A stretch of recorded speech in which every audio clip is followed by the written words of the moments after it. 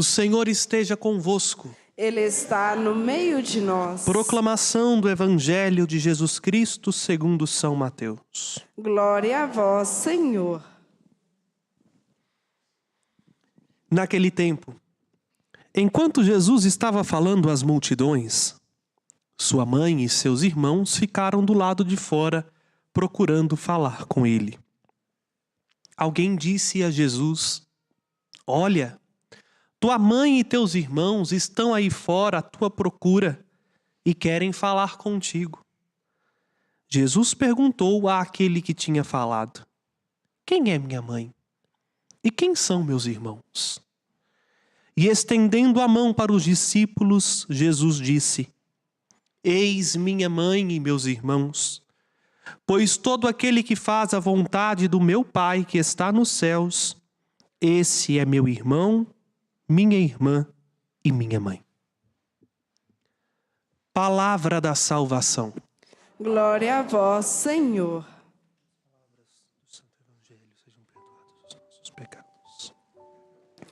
Podem se assentar, por gentileza, vocês que aqui estão. Irmãos e irmãs, nós nos alegramos neste dia 16 de julho, com toda a família carmelita, por fazermos memória à Virgem do Monte Carmelo. Primeiramente é necessário que nós voltemos um olhar sobre esta montanha, que está lá em Israel. Carmelo, em hebraico, significa a vinha do Senhor. Carmo, vinha, El, Senhor Deus. Faz eco àquilo que é a imagem predileta no Antigo Testamento para dizer do povo que Deus escolheu para si. Tanto é que em um dos salmos nós ouvimos dizer que a vinha do Senhor é a casa de Israel. O Monte Carmelo se tornou um monte significativo porque foi lá que o profeta Elias foi arrebatado e foi lá que Eliseu, o profeta Eliseu, recebeu a sua missão de profetizar. Foi no Monte Carmelo que o profeta também recebeu a visita de Deus, que veio não nos rumores grandiosos, mas na simplicidade de uma brisa suave. Depois que nosso Senhor Jesus Cristo venceu o pecado e a morte, já passado alguns anos após a sua ascensão, um pequeno grupo de monges fizeram o que é comum àqueles que dedicam-se à oração, como no caso desta ermida. Subiram um monte para ali morar e dedicar exclusivamente à oração e à contemplação. Aqui recordo a finalidade primeira deste santuário basílica. Apesar de muitas belezas e isso atrair muitos pela força da cultura, dos atrativos naturais, aqui é a casa de Nossa Senhora. E a sua finalidade primeira é exclusivamente lembrar àqueles que aqui vêm do amor insistente, persistente e incondicional de nosso Deus. É o lugar da contemplação por excelência, onde, maravilhados com a força da criatura, pensamos no Criador e o nosso coração se volta para Deus. Por isso, meus irmãos e irmãs, não fazendo um juízo moral de valor, gostaria de dizer que vocês que aqui estão dentro desta ermida escolheram a melhor parte, porque escolheram ver não simplesmente com os olhos, mas ver com o coração aquilo que este lugar tem de melhor. Jesus, o Senhor. As montanhas nos favorecem isso, porque nos obriga a subir, né? E recordamos o movimento da nossa alma, que daqui a pouco o padre vai interpelar corações ao alto. O nosso exercício todos os dias é subir da nossa miséria, da nossa baixeza, do nosso abismo ao imenso coração de Deus. E assim um pequeno grupo de monges construiu no alto do Monte Carmelo um mosteiro que foi dedicado a Nossa Senhora. E aí o nome Nossa Senhora do Monte Carmelo, ou Nossa Senhora do Carmo. Mas Nossa Senhora do Carmo só se tornou conhecida, vamos assim dizer, no século XI, quando os muçulmanos expulsaram os cristãos da Terra Santa. E muitos cristãos começaram a ser degolados pelos muçulmanos, pelos mouros, e se viram obrigados a fugir. Boa parte deles fugiram para a Península Ibérica, Portugal, Espanha. E nesta perseguição, um deles, Simão Stock, ele recorreu a Nossa Senhora, porque se sentiu exilado. E de fato foram expatriados, né? Tiveram que abandonar o Monte Carmelo para continuarem dedicando-se à oração. E nesta perseguição, e foi de fato uma perseguição extremamente dolorosa, como o que está acontecendo hoje na África, e que me espanta o silêncio dos cristãos frente à tamanha hostilidade que os cristãos, principalmente na África, estão sofrendo por causa também dos muçulmanos. Eles se viram obrigados a fugir. E aí surgiu uma oração que nós recitamos no ofício de Nossa Senhora. Sede em meu favor, Virgem soberana, livrai-me dos vossos inimigos pelo valor de vossa proteção. Ao recitar esta oração, São Simão Stock foi agraciado com uma visão, a visão beatífica de Nossa Senhora, que lhe apareceu ainda no Monte Carmelo, antes da sua fuga para a terra de Portugal, Espanha, e lhe disse: Eis sou a mais bela flor do Carmelo. Atendo às suas preces, ó meu filho, e te dou minha. A proteção que Nossa Senhora deu a São Simão Stock foi um pequeno manto, que posteriormente a tradição chamou de escapulário. Vou falar daqui a pouco o que significa isso. E ao entregar este pequeno manto, Nossa Senhora prometeu a São Simão Stock uma coisa, e vou dizer o que ela disse: todos aqueles que usarem sobre o seu coração este pequeno manto contarão com o meu auxílio nesta vida presente e com a minha proteção na hora da morte.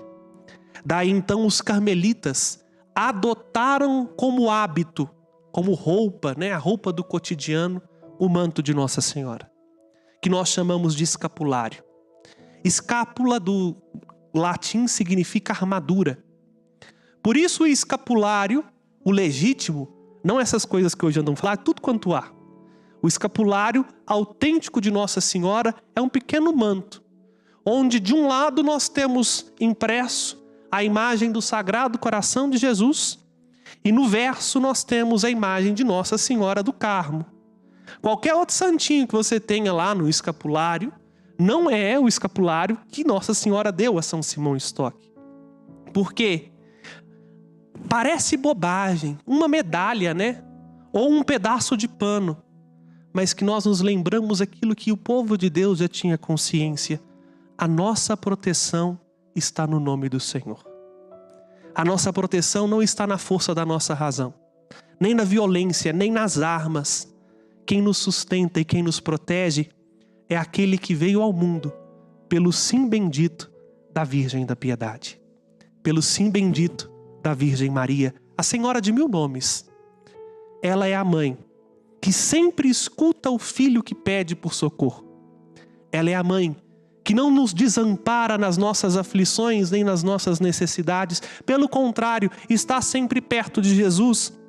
É por isso que nós podemos dizer, como o autor da primeira leitura: alegra-te, cidade de Sião. Nós temos motivos de nos alegrar, porque em Maria Deus continua nos visitando. Em Maria, o que é treva se transforma em luz. O que é medo se dissipa em confiança.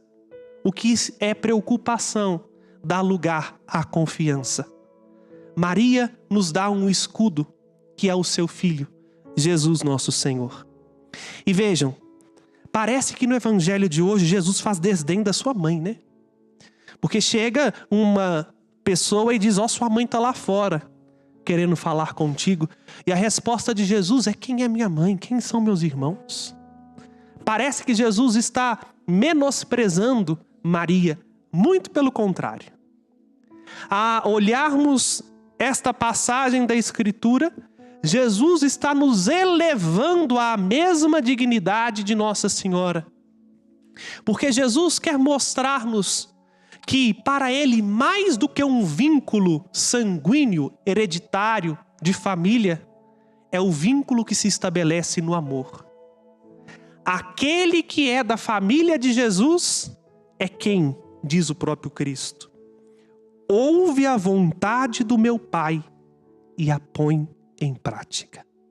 Veja, se nós olharmos exatamente este critério, nós podemos dizer que mais do que uma crítica, é um elogio que é tecido à Virgem Maria. Ela é mãe do Senhor, não pelo fato de ter gerado a carne do Cristo.